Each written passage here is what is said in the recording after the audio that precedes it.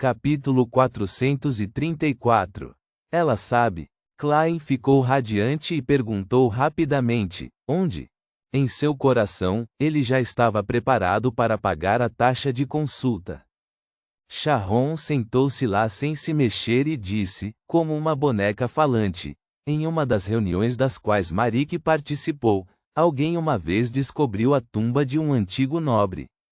Eles exploraram a periferia, mas não se atreveram a se aventurar profundamente, mas havia vestígios de atividades de sombras de pele humana. Eles esperavam recrutar uma equipe forte o suficiente para explorar completamente a tumba e dividir os objetos de valor igualmente. Para buscar ajuda em uma reunião de Beyonders que não se conhecem, como todas as partes podem garantir a credibilidade uma da outra? E se não houver tumba alguma e for apenas uma armadilha? Klein pensou rapidamente e perguntou em resposta: eles conseguiram? Sim, Sharon respondeu simplesmente. Isso. Klein temporariamente não investigou os detalhes. Ele suprimiu a voz para evitar ser ouvido pelo motorista da carruagem. E então, depois disso, eles nunca mais apareceram. Sharon relatou calmamente, um dos membros era amigo de Marique e desapareceu completamente depois disso. Sem esperar que Klein perguntasse, ela continuou a falar com sua voz etérea. Marique encontrou alguns dos pertences de seu amigo. Usei o método de adivinhação para rastreá-los até a vila do Penhasco Branco e encontrei uma entrada escondida para a tumba na curva do rio Stratford. O amigo de Marique estava lá dentro, mas já estava morto. Você entrou? Klein deixou escapar. Não, eu determinei usando outro método, explicou Sharon. Aquela tumba me deu uma sensação de grande perigo. Eu não tentei explorá-la. Nesse ponto, ela olhou para Klein com seus olhos azuis. Sem a ajuda de um Beyonder de sequência 4 ou um artefato selado de nível correspondente, seria melhor não se aventurar profundamente naquela tumba. Até você acha isso muito perigoso.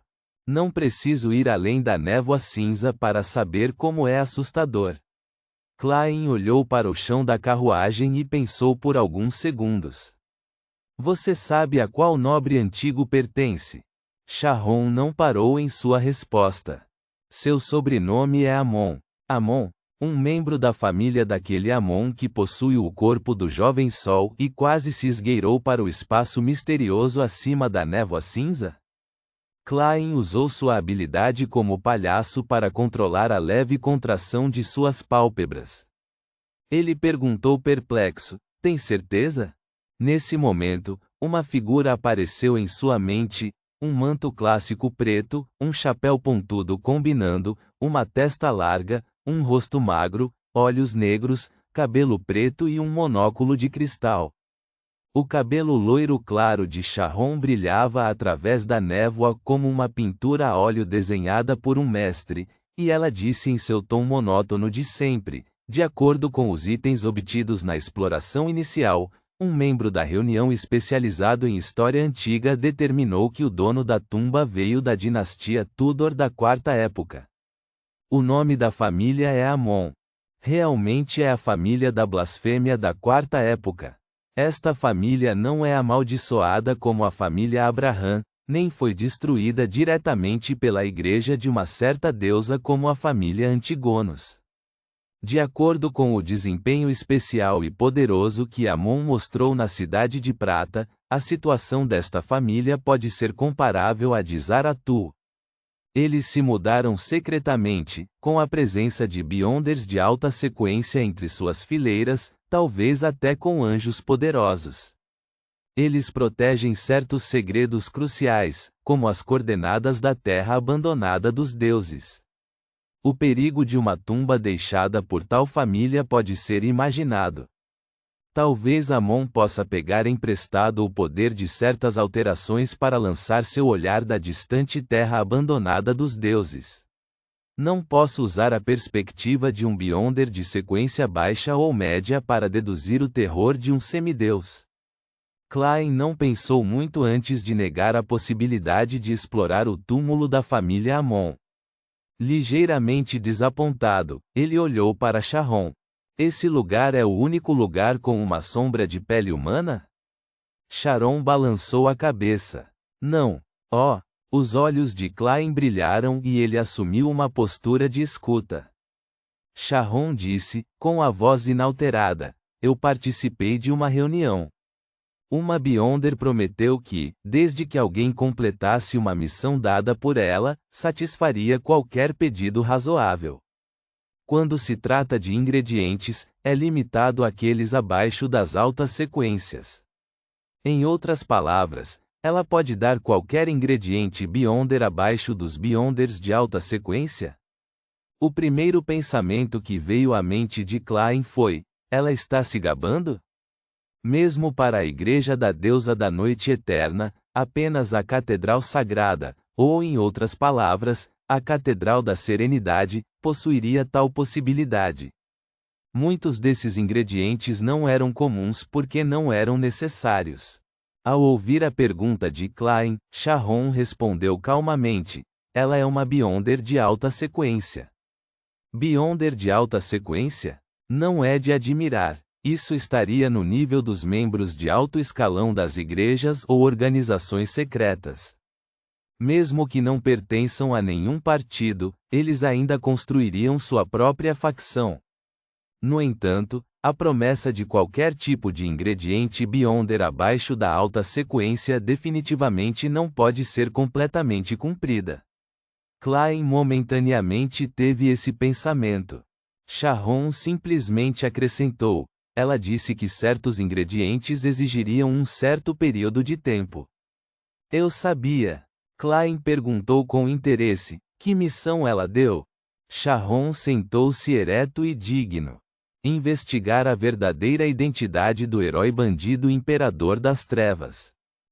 Reticências. Klein acreditava que, se estivesse bebendo água naquele momento, não seria capaz de se controlar e a teria borrifado na sua frente. A quem eu ofendi? Porque sou o alvo de uma Beyonder de alta sequência. Ele primeiro lamentou em chinês, depois analisou rapidamente as possíveis partes. Membros da Ordem Eremita do Crepúsculo? Porque o herói bandido imperador das trevas matou o apóstolo do desejo, Beria. Membros da Ordem Aurora? Eles traçaram conexões entre o louco das cartas de tarô que deixei durante o incidente do capim e decidiram investigar o herói bandido imperador das trevas? Membros das 3 igrejas e do MI9? Só para saber a verdade sobre o caso capim? Cada um deles é possível, e nenhum deles pode ser descartado.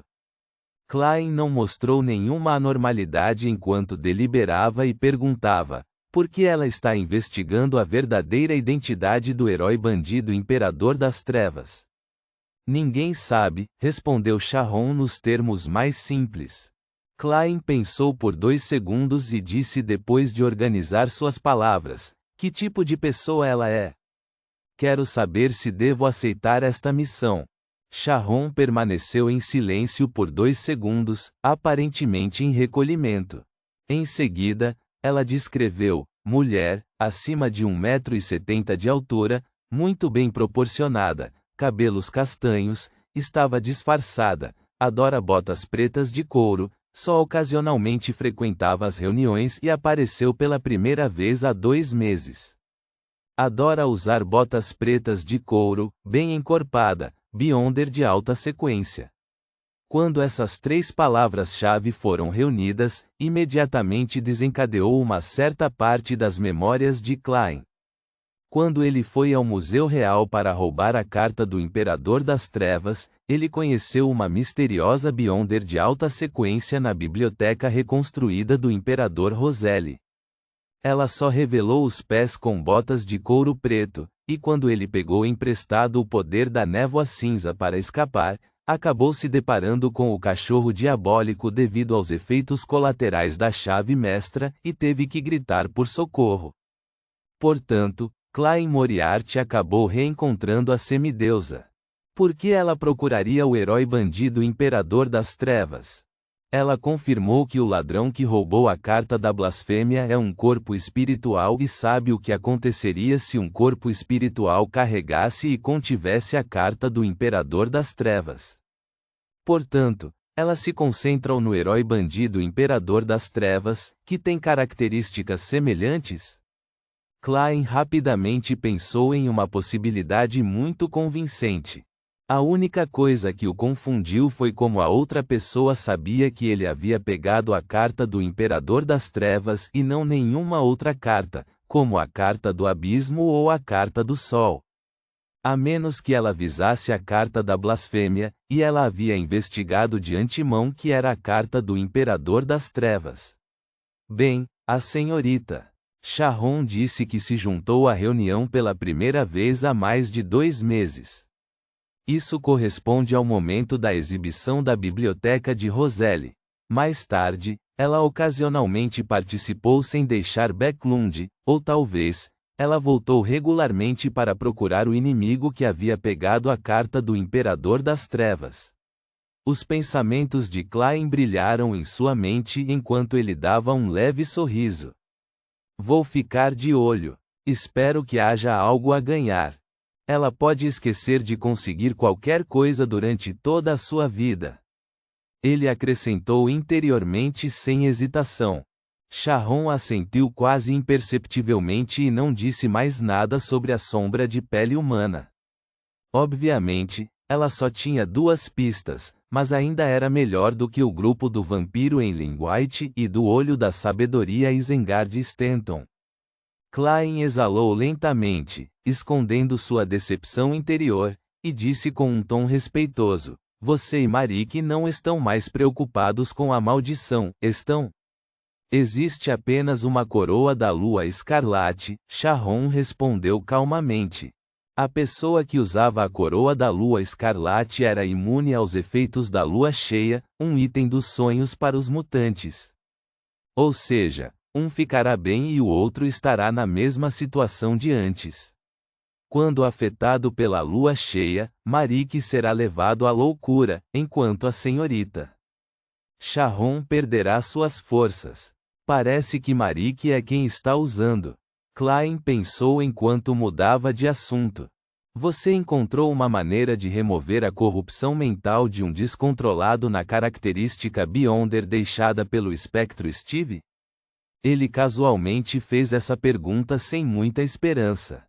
Em seu coração, ele acreditava que havia uma chance maior com o Sol. Não, Sharon parecia estar falando de outra pessoa. Talvez eu venda esse método a você no futuro e espero que você tenha economizado suas libras de ouro.